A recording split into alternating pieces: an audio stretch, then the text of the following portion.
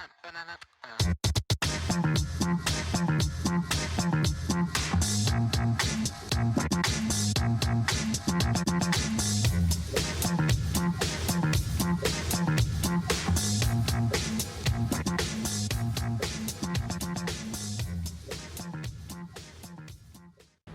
tout le monde, salut à tous, on se retrouve dans la taverne. Aujourd'hui une nouvelle vidéo sur mes premières figurines. La dernière avait pas mal marché, vous pouvez la retrouver en haut à droite ou dans la description. Cette fois-ci on va s'intéresser aux figurines du Seigneur des Anneaux, qui a été produite par Game Workshop au tournant des années 2000, qui surfait sur la vibe du film et de la trilogie de Peter Jackson. C'était une particularité pour Game Workshop puisqu'il y avait eu l'édition d'une collection en partenariat avec les éditions Atlas chez le marchand de journaux. Ça permettait d'avoir sa petite figurine, ses petits soldats avec des pots de peinture et des pinceaux directement chez le marchand de journaux, et ça a fait rentrer de nombreux joueurs dans l'univers des figurines. Ensuite, il y a eu évidemment la vente des boîtes dans les Game Workshop, et la collection a duré extrêmement longtemps puisque ça a couvert l'ensemble des films. Il y a eu plus d'une centaine, je crois, de numéros qui ont été publiés. On voit que cette politique-là a été relancée par Game Workshop avec des collections sur Age of Sigmar ou Warhammer 40 000. Et même FFG Miniature a fait un petit test il y a quelques temps dans certaines régions de France sur Star Wars Légion. Certainement que ce mode de production ou de diffusion permet à l'éditeur de toucher un nouveau public. Et c'est ce qui s'est passé pour le Seigneur des Anneaux, puisque ça a touché un nouveau public qui est venu un peu grossir la communauté des wargamers. J'ai donc laissé la parole, comme la dernière fois, à des personnes qui ont connu ces premiers temps du Seigneur des Anneaux de Game Workshop, qui sont allés acheter leurs premières figurines chez le marchand de journaux, ou pas, on verra un peu aussi où ils sont allés les trouver. Et donc c'est un peu leur témoignage aussi de premier pas dans l'univers de figurines par l'intermédiaire du Seigneur des Anneaux. Voilà, on se retrouve donc à la fin de la vidéo, puisque je leur laisse maintenant la parole. Salut Dimitri, salut Alexandre. Salut. On est là pour parler donc des figurines du Seigneur des Anneaux publiées par Game Workshop au début des années 2000. Alors, quand vous avez commencé à jouer à ces figurines et pourquoi? On a commencé, je dirais, au collège. En fait, c'était à l'époque où c'est sorti et il y a eu beaucoup de pubs. Je sais plus, dans les cadeaux de Noël ou des trucs comme ça, des magazines de cadeaux de Noël. Et on avait suivi la série, la saga Seigneur des Anneaux. Et je pense que ça nous a attirés parce que c'était un jeu de société plutôt facile. Et il y avait le petit plus de la peinture des figurines avant le jeu, quoi. Mais disons, quand on a commencé vraiment à jouer, c'était dans les années 2008, Ouais. quelque chose comme ça, et parce qu'on aimait bien les figurines, et du coup, comme on est cousins, voilà, on cherchait un jeu à jouer ensemble. Ouais. Et, Moi j'avais commencé avec les éditions Atlas en fait, Ouais. 2005, quelque chose comme ça. Donc j'avais acheté mes premières figurines, je jouais avec un voisin mais je savais pas trop jouer, je savais pas trop peindre, j'avais pas trop de moyens. Donc après j'ai déménagé, ça a fini au fond d'un placard. Et quelques années plus tard, Bastien m'a reparlé de ce jeu de figurines puisque c'est un grand fan du Seigneur des Anneaux. Et donc il m'a demandé si ça m'intéresserait de me remettre au jeu avec lui. Et donc voilà, on s'y est remis 2008-2010, un truc comme ça. ouais, voilà, quand on pouvait bouger à Toulouse. Et toi? Au-delà du jeu de société, c'était aussi une collection, une sorte de collection. Au début, on a commencé avec quelques figurines. Et ensuite, en fait, on a apprécié avoir une collection de différentes sortes de personnages du Seigneur des Anneaux, du coup. Ok. Où vous achetiez vos figurines?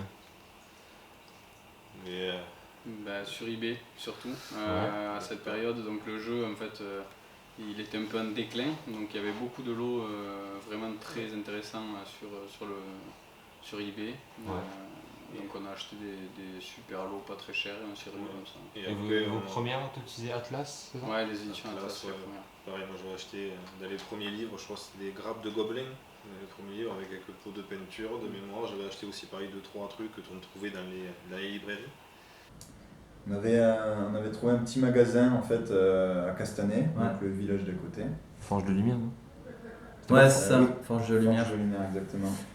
Mais je crois que le premier, quand même, c'était le pack de débutants, là, le starter, où il y avait, je sais plus, une dizaine de mecs du Gondor et une dizaine de mecs du Mordor, où en fait, il y avait énormément de pubs, justement, dans les magazines pour enfants, là.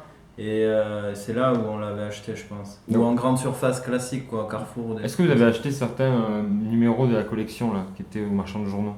Vous savez? Ou t'as acheté, J'ai t'avais. pas le souvenir. Non, je me Non. rappelle qu'il y en avait, mais à chaque fois on allait directement. En fait, on regardait surtout sur internet les différentes figurines qui existaient. Ouais. Et même à la fin, les dernières on les a achetées directement sur internet parce que dans le magasin Workshop, il n'y avait plus le Seigneur des Anneaux. C'était passé de Ouais, c'est mode ça. peut-être. Et du coup sur internet on pouvait toujours trouver les figurines. Comme c'était sorti des best-sellers, on va dire, on le trouvait plus en magasin, du coup, on regardait sur internet. Alors comment vous jouiez avec? Alors que ce soit dans les toutes premières années ou par la suite, quand vous avez commencé à les acheter? Toi, t'as commencé plus tôt. Mal. donc, Au début, moi je jouais, j'ai très peu joué avec mon voisin, donc il m'avait expliqué un peu les règles à son avantage. J'ai le souvenir de m'être collé le gros livre là au début avec toutes les règles. Donc un peu chiant à apprendre et à comprendre, surtout quand on n'en a jamais fait des jeux de figurines. Mais au final, c'était plutôt bien fait, les forces étaient plutôt équilibrées. Donc j'ai le souvenir qu'on s'était construit une grande table là. Mais d'ailleurs, non, il n'y est pas. fait qu'il y avait les bases du jeu et après petit à petit, voilà, on a lu les livres, mais vraiment ça a été petit à petit, on n'a pas tout fait d'un coup, comme il y avait quand même pas mal de trucs. Ouais. Mm. Et alors, est-ce que tu te souviens là, quand tu jouais pour la première fois, c'était quoi? C'était avec des dés? C'était. Ah oui, bah, on jouait quand même en suivant la base du jeu, Ouais. plus ou moins les vraies règles, Ok. avec quelques erreurs, mais ouais. On s'était construit une grande table où on pouvait se balader dessus, on s'était créé des petits décors, etc. Et ouais, c'était. En fait on faisait surtout de la mise en scène après. Ouais.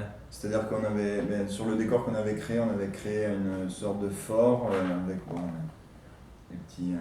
de petits matériaux qu'on trouvait. Au par-ci, polystyrène, par-là. bombé Au en noir. polystyrène. Niveau peinture, comment vous avez fait les toutes premières peintures? Enfin, est-ce que vous regardez sur internet? Est-ce que vous... Bon, les premières à l'arrache, on va dire. C'est que Ouais. moi je sais que les premières, elles étaient ni sous-couchées, c'était peint. Et je crois que dans les éditions Atlas, il y avait un livret avec 4 pots de peinture à l'intérieur ou 6. Et je crois que j'avais commencé à peindre comme ça, mais elles étaient vraiment. Par rapport à ce que je peins aujourd'hui, c'était assez désastreux, on va dire. Au début c'était brut. Ouais, c'était folklore. J'ai le souvenir que en fait, quand on recevait les figurines pour les bomber en noir au tout début, c'était papa qui le faisait. D'accord. Et ensuite, on s'amusait, chacun peignait ses figurines en fait. Hein. Et du coup, ça nous prenait du temps. On a commencé un peu laborieusement, puis on s'est amélioré au fil de l'eau, quoi. Ouais, moi aussi. Mais l'histoire que je racontais tout à l'heure, une des premières figurines que j'ai eues, c'était Gandalf le Blanc, et je l'avais trempé dans la peinture blanche. D'accord. Donc au début vraiment vous faisiez sans. Ouais. C'est ça, sans rien. Après, en allant à game faire quelques parties, comme ils avaient des tables, là on avait pris 2-3 conseils de peinture. Et après, c'est vraiment internet sur des chaînes YouTube là, qu'on a Ouais. commencé à suivre et qu'on a vraiment commencé.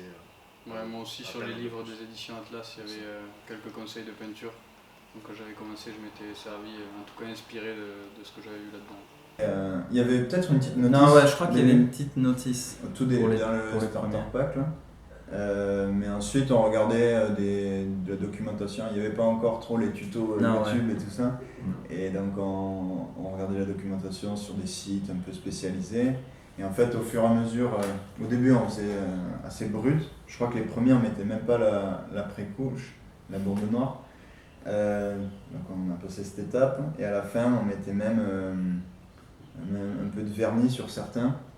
Pour le donner, brillant. voilà, des côtés brillants ou donner du reflet, Ouais. du volume. Ok. Est-ce que vous avez fait d'autres wargames? Est-ce que ça vous a amené à faire d'autres jeux ou vous êtes resté toujours Seigneur des Anneaux? Non, on a fait que Seigneur des Anneaux. Le Seigneur des Anneaux, je pense qu'on était plus passionnés, enfin, on aimait surtout la série Seigneur des L'univers, Anneaux, hein. l'univers, que le côté peut-être figurine, tout ça. Ou même, le côté jeu, jeu des figurines quoi. Ouais. Enfin les combats et tout Voilà. ça. Moi non, lui oui.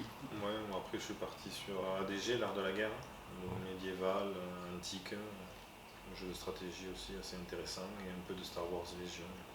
Ouais. Pourquoi vous avez arrêté de jouer aux petites figurines? Pourquoi vous avez arrêté d'en acheter? Pourquoi vous avez... Bon, moi je dirais par lassitude, Mhm. parce que c'est vrai qu'au bout d'un moment, peindre. Parce que finalement, on était presque plus passionné par la peinture et avoir les figurines que par le jeu en lui-même. Et moi, c'est par lassitude, parce que j'en avais marre de peindre. Disons que déjà, c'est que par ici, il n'y avait pas de magasin qui en vendait. Donc c'était soit internet, tout ça, et à l'époque, on n'avait pas de moyens parce qu'on était étudiants, des trucs comme ça. Donc c'était compliqué sans trop d'argent de pouvoir faire quelque chose sans avoir de magasin pour en acheter. Et en gros, on s'y est vraiment remis quand moi j'ai eu le permis, du coup qu'on a pu bouger, aller à Toulouse plus facilement. Et du coup aussi commander des lots sur internet plus facilement. Oui. Moi j'avais arrêté, voilà. Après les éditions Atlas, je faisais ça avec mon voisin. J'ai déménagé, donc j'avais plus personne avec qui jouer, plus personne qui me parlait de figurines, donc j'ai arrêté. J'ai continué un peu plus, moi après. J'ai continué, je sais pas, en tout on a dû y jouer 5 ans, Ouais. quelque chose comme ça. Ouais. Et on continuait à en acheter des différentes, même des personnages qu'on voit pas dans les films. Voilà, on se passionnait, on essayait de voir certaines figurines qu'on ne voyait même pas.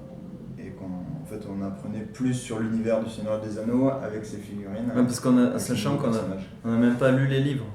Et j'ai repris vraiment comme Bastien m'en a parlé, ça. voilà. Comme il a Parce dit. qu'après les éditions Atlas, au bout d'un moment, on les trouvait plus en librairie aussi. Il fallait s'abonner, on les recevait directement chez nous. Est-ce que vous avez des figurines favorites dont vous avez un souvenir particulier ou certaines qui vous ont le plus... Vous avez un attachement particulier avec certaines parmi vos figurines, évidemment. Vas-y.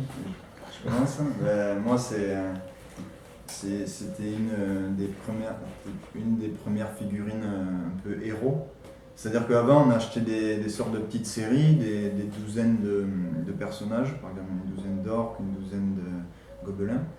Et ça a été la première figurine unique que j'ai achetée. C'est donc un chef troll de guerre. Donc lui, j'y ai passé beaucoup de temps pour le peindre. Je me suis bien amusé. Et moi, c'est du coup un petit cavalier du roi. Du coup, ça a été la première armée que j'ai commencé dans la SDA, du coup le roi. Ouais. Et aussi par rapport au film, parce que du coup, les quelques charges de cavalerie qu'on peut voir dans les deux tours, voilà, c'est mes moments préférés, on va dire, du film. D'accord. Ah non, moi c'était vraiment par nostalgie les premiers quoi. Les tout premiers qu'on a achetés, ou même c'est ceux qui sont les plus mal peints, on va dire. C'est en fait quand on a acheté le starter pack, les mecs du Gondor. Ouais. Voilà, c'est Des ce. épéistes, quoi. Ouais. Ok. J'ai pris le troll d'Isengard, Ouais. donc figure emblématique de ma première armée quand je m'y suis remis vraiment à jouer, Ouais. donc Isengard. Et pourquoi ce troll? Parce que c'est la première figurine que j'ai vraiment achetée chez Game Workshop. Puisque voilà, après les lots sur eBay où il y a beaucoup de troupes, et les héros de base qu'on trouvait dans les fascicules notamment. J'ai voulu étoffer un peu mon armée avec des unités un peu plus d'élite. Et donc voilà, la première grosse figurine, on va dire, c'était ce troll d'Isengard. Vous pouvez l'ouvrir et regarder ce qu'il y a à l'intérieur. Peut-être avancer un peu, enlever la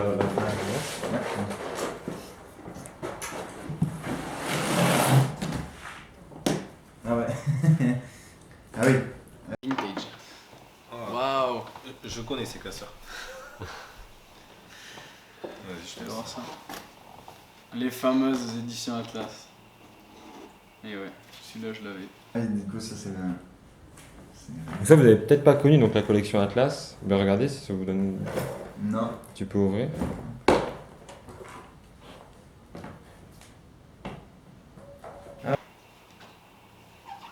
Celui-là aussi. Celui-là aussi. Celui-là aussi. Ah, celui-là non. Ouais, bah ouais. Ça c'est la base, le début de toute l'histoire. Je pense qu'ils sont vraiment passés par là pour développer le jeu. Et moi, vraiment, justement, ce qui m'avait plu, on en revient un peu au décor. Je me suis beaucoup inspiré tout au long de ma progression des éditions Atlas. Des conseils. Ouais, des conseils, des mais tutos surtout pour sur les faire décors. les décors. Ouais. Et, C'est vrai qu'il y a beaucoup de tutos décors. Dans Ouais. chaque fascicule, il y avait un tuto décor en principe et des figurines. Ah ouais, putain. Même les phases, je me rappelle d'avoir lu le livre, là, Initiative, Mouvement, Tir, Combat. C'est des bons souvenirs, ça. Oui. Oui, là, t'as une grande collection du coup.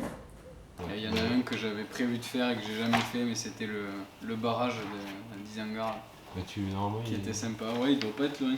Il doit être. Vers le 31, c'est le gouffre, ouais, c'est le gouffre d'Helm. 31, c'est le gouffre de Helm. Ben là, 32. Je pense que c'était ça, avec les. Ah oui, ça c'est les morts, typiquement ceux qu'on voit peu dans les films et qui en fait font partie intégrante de l'univers Seigneur des Anneaux et qu'on découvre, comme nous on a découvert via les figurines. Ouais. Ah, c'est de bons souvenirs. Ouais. Voilà, le petit bout de polystyrène, la pyrocie, le scalpel. J'ai eu ça avant d'avoir des vrais pinceaux. Ouais. Voilà, donc vous voyez un peu des profils différents pour ce Seigneur des Anneaux dans cette première approche du jeu de figurines. Certains ont continué, d'autres ont arrêté. Et aussi sur comment ils ont acheté leur première figurine. N'hésitez pas en commentaire à dire aussi, à partager, à échanger comment vous aussi vous avez bien connu ce jeu-là, comment vous y êtes rentré, est-ce que ça vous a permis par la suite d'aller vers d'autres jeux.